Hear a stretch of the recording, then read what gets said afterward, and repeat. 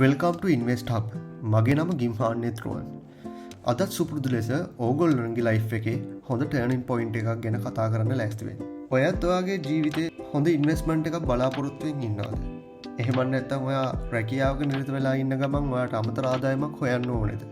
ඒ ඔක්කොම නැත්නම් ඔයාට හොඳ ඔන්ලයින් ඔන්ටර්ප්‍රනර් කෙනෙක් වෙන්න ඕනේද? එහෙනම් මේ වීඩියෝ එක ඔයා වෙනුවෙන්. අපි අද කතා කරන්න යන්නේ ලයිෆ් එකේ ගන්න පුළුවන් හොඳම ඉන්වෙස්ට්මන්ට් එකක් වෙන ක්‍රිප්ටෝ කරන්සි ගැන.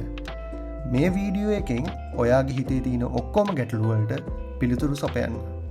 මගේ ට්‍රේඩින් ජර්නි එකේ ගොඩක් කාලයක් මං ඉන්වෙස්ට් කරලා තියෙන ක්‍රිප්ටෝ කරන්සි ගැන.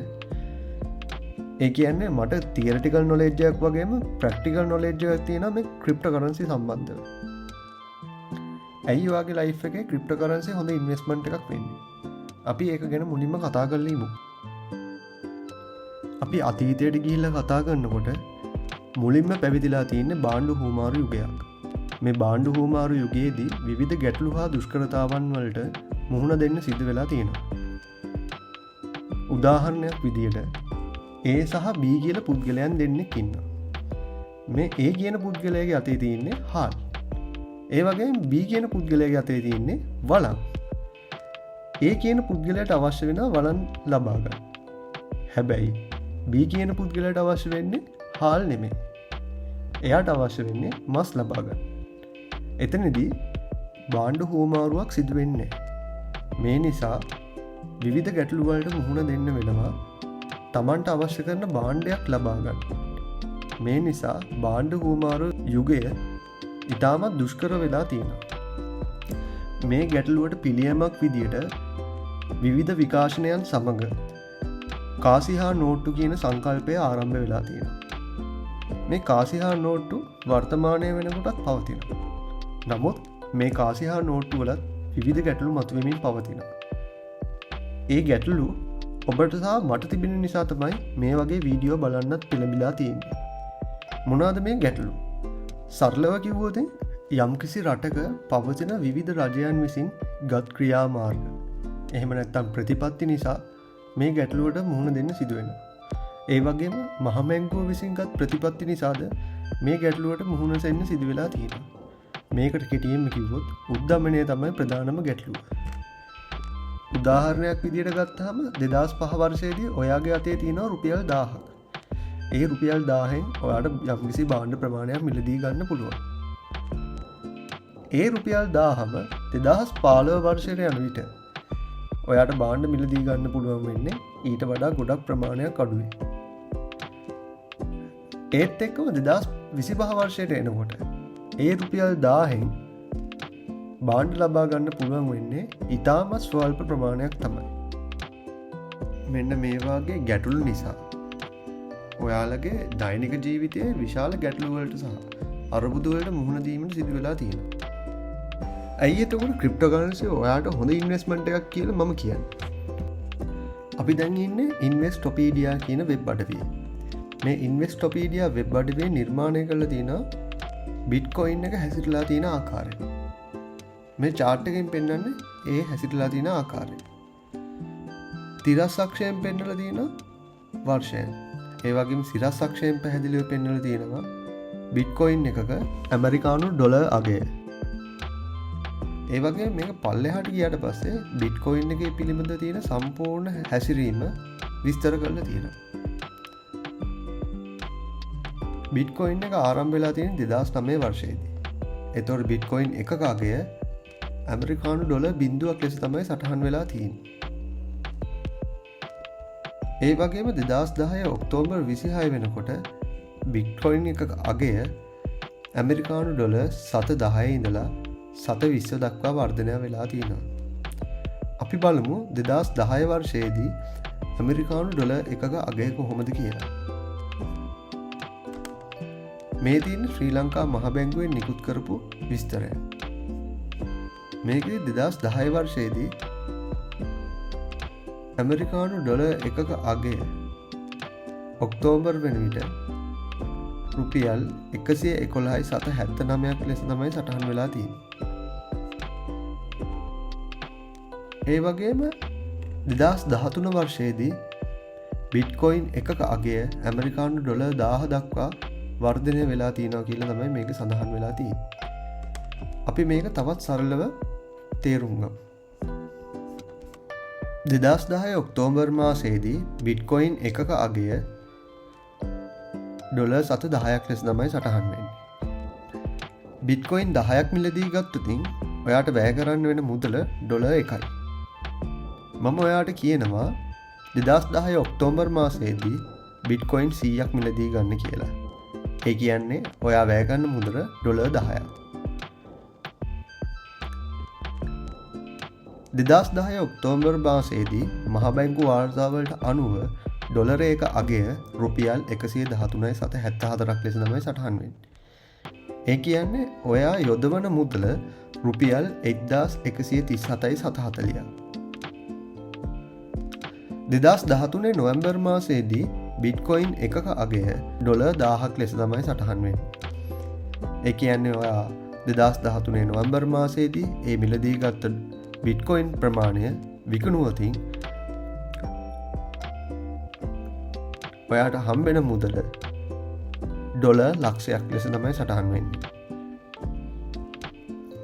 ඒ කියන්නේ 2013 නොවැම්බර් මාසයේදී ඇමරිකානු ඩොලර් එකක අගය මහ බැංකු වාර්තාවලට අනුව 131.78ක් ලෙස තමයි සටහන් වෙන්නේ.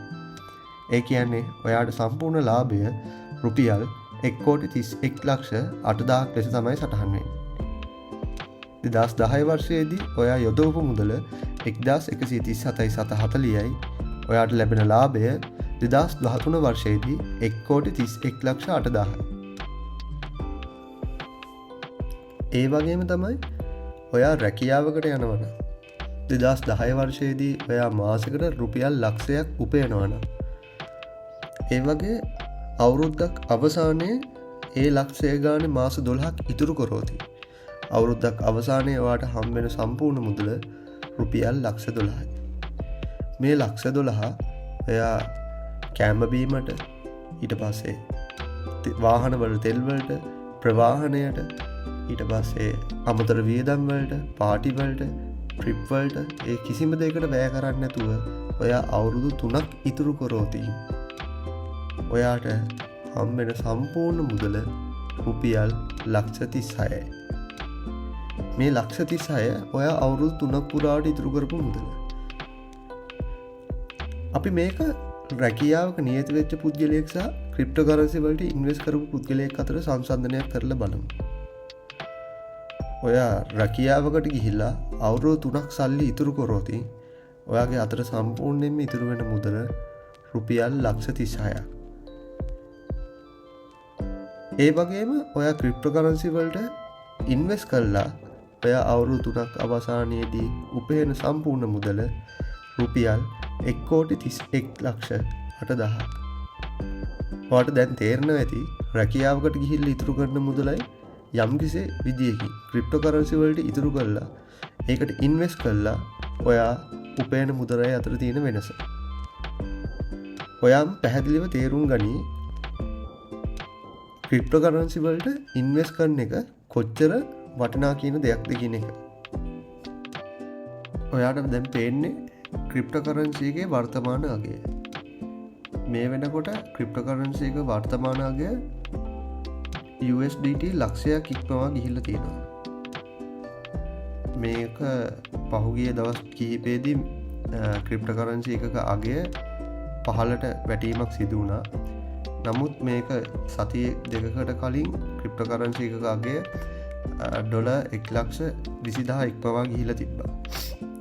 දැන් මේ වන විට ඩොලර් 1,07,000 ඉක්මවාගෙන යනවා. ඉදිරි වසර දෙක තුලදී ක්‍රිප්ටෝකරන්සි එකක අගය ඩොලර් ලක්ෂ 2 ඉක්මවා යාමට නියමිතයි.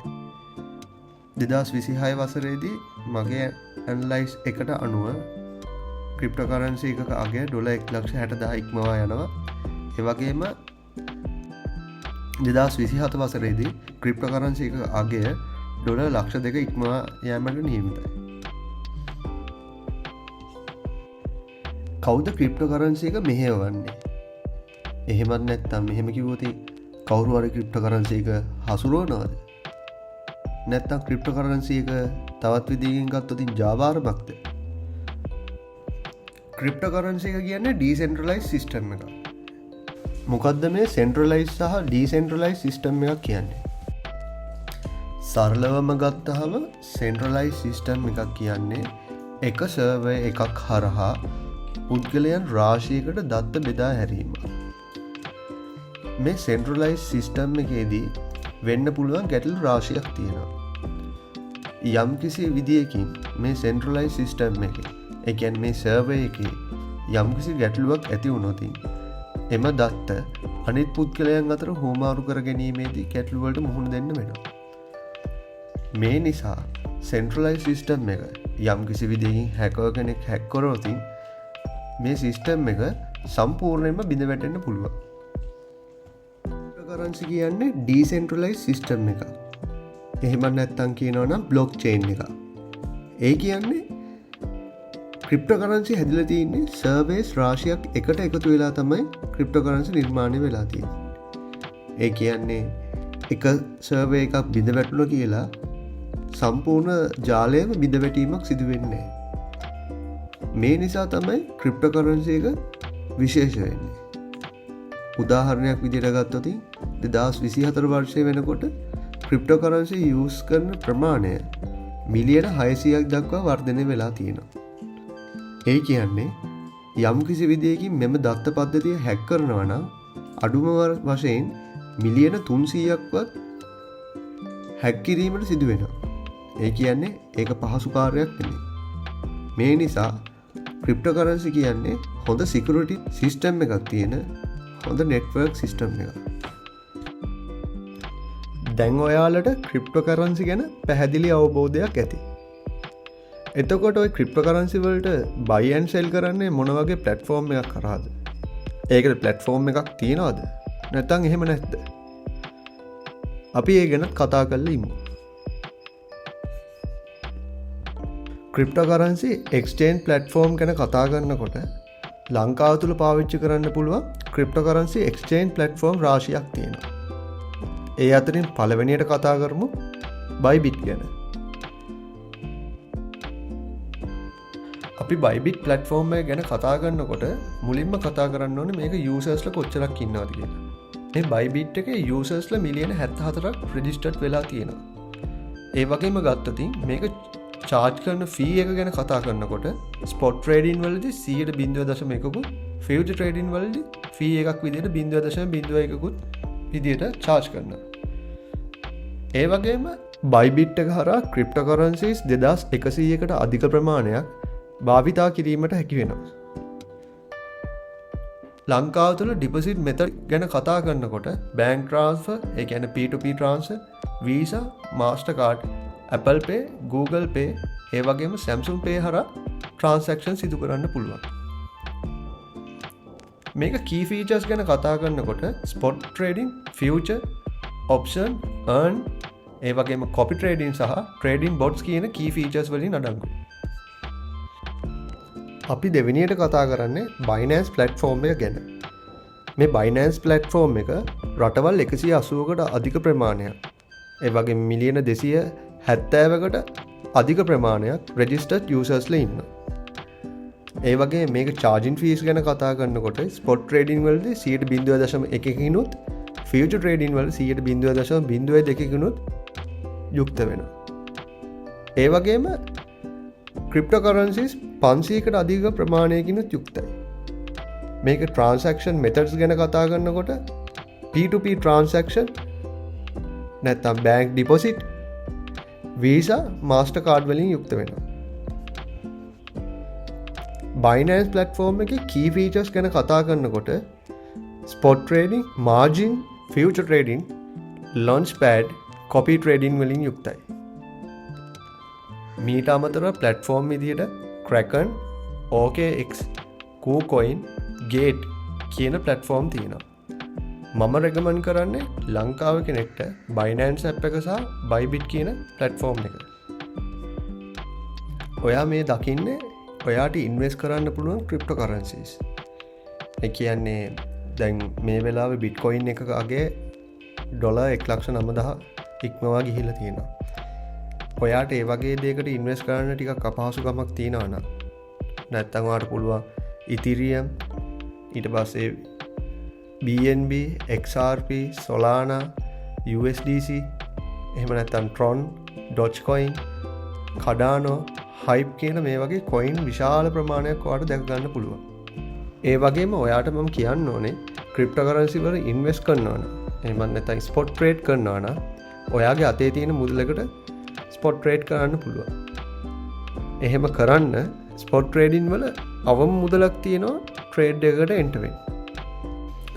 මේ වීඩියෝ එකෙන් cryptocurrency සම්බන්ධ පැහැදිලි අවබෝධයක් ඔබට ලැබෙන්නේ නැති කියලා මම හිතනවා. ඒ වගේම මම කියන්න ඕනේ cryptocurrency සම්බන්ධ හොඳ ගැඹුරු අවබෝධයක් ලබාගෙන ඒ වගේම එහෙම නැත්නම් කියනවා නම් ෆන්ඩමෙන්ටල් සහ ටෙක්නිකල් ඇනලිසිස් කියන දෙකම අවබෝධ කරගෙන තමයි cryptocurrency වල ඉන්වෙස්ට්මන්ට් එකක් කරන්න ඕනේ. ඔයාට කිසිම අවබෝධයක් නැතුව cryptocurrency වල ඉන්වෙස්ට් කළා නිකන් සල්ලි අපත යවා ගන්න එපා. මොකද එහෙම වුණොත් ඔයාට සමහරක් විට සදාකාලම ගොඩේමක් නැති වෙන්නත් පුළුවන්. ඒක නිසා හරි විදියට ටෙක්නිකල් ඇනලිසිස් සහ ෆන්ඩමෙන්ටල් ඇනලිසිස් හරි විදියට අනුගමනය කළා හරි දෙයකට හරි ප්‍රොජෙක්ට් එකකට ඉන්වෙස්ට් කරන්න. එතකොටත් ඔයාට පුළුවන් cryptocurrency වලින් ගේමක් ගහන්න. ඔයාට තවත් මේ වගේ cryptocurrency සම්බන්ධ ගැටලු තියෙනවා නම් කමෙන්ට් කරන්න. අපි ඒව ඉස්සරහට කතා කරමු.